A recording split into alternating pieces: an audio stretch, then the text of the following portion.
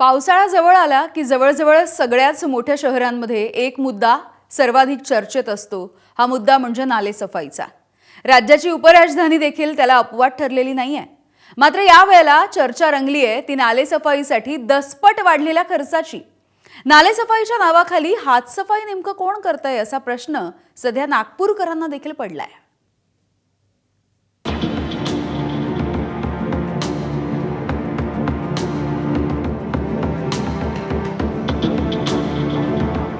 नागपूर, नाग नदी, पिवळी नदी, पोहरा नदी आणि त्यांच्या सहयोगी नाल्याचं जाळं।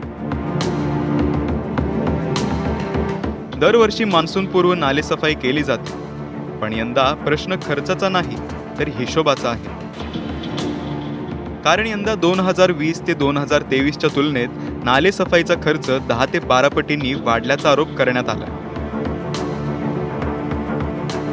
2020 35,05,000, 2021 35,53,000, 2022 56,48,000, 2023 51,96,000। म्हणजेच वर्षाला 35 ते 56 लाखांच्या दरम्यानचा खर्च। मात्र सप्टेंबर 2023 मध्ये महापूर आला आणि त्यानंतर महापालिकेने धोरण बदललं। आता नालेसफाई कंत्राटदारांकडे द्यावी असा निर्णय झाला। 2024 3 कोटी 13 लाख खर्च, 2025 5 कोटी 52 लाख खर्च, 2026 7 कोटी 30 लाखांची तरतूद। म्हणजेच अवघ्या 2 वर्षात खर्च 10 ते 12 पटींनी वाढलाय। दुसरीकडे नालेसफाई केवळ कागदावरच असल्याचा आरोप काँग्रेसने केला। गाळ काढून तो नाल्याच्या कडेलाच साठवला जात असल्याचंही समोर आलंय। 1.5 महीने पहले यहाँ पे पोखरेन लगा के नाले की सफाई की गई, लेकिन आज ये वस्तुस्थिति आप देख सकते कि कहीं से भी यहाँ पर जो गार निकला या फिर जो यहाँ का पूरा कचरा पट्टी था उसको कहीं पे भी शिफ्ट नहीं किया गया। हर वर्ष करोड़ों रुपए महानगर पालिका नदी और नाले सफाई के ऊपर में खर्च करती है, लेकिन परिस्थिति जस की तस रहती और बारिश के समय लोगों को तकलीफ होती है। दरम्यान नाले सफाईसाठी कोट्यावधींची कंत्राट देऊनही नागपूरकरांचा त्रास कमी झालेला नाहीच। पावसाळ्यात डास, साप आणि विंचवांचा वावर, घरात शिरणारं पाणी यापासून सुटका झालेलीच नाही।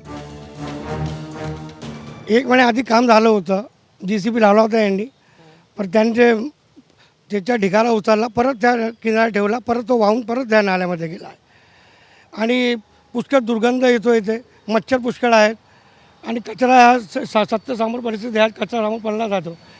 आणि हे तर पुलाचं काम झालं, यांचे जे ढिगार लागले होते हे त्यांनी उचलले आतापर्यंत। ते बरोबर केलं नाही। ते माती जे बोकल्यांना काढलं आहे ते बाजूला लावतात, ते पाणी परत माती परत येतात ते नाल्यात खाली उतरलं। हां, 2-3 वेळा झाले ते काम।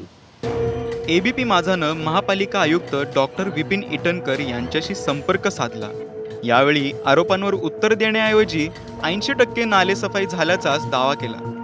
यावेळेचा आमचा प्रयत्न आहे की सायंटिफिक रीतीने आणि प्रोग्रेसिव्हली आम्हाला करायचं आहे। बऱ्यापैकी 80% काम झालेलं आहे।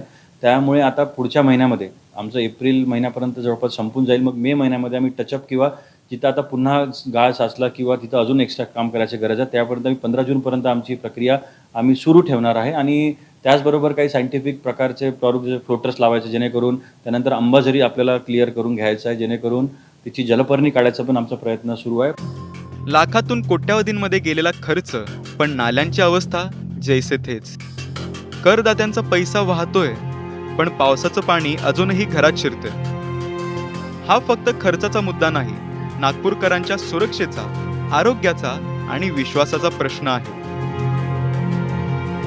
रजत वशिष्ठ, ABP माझा, नागपूर।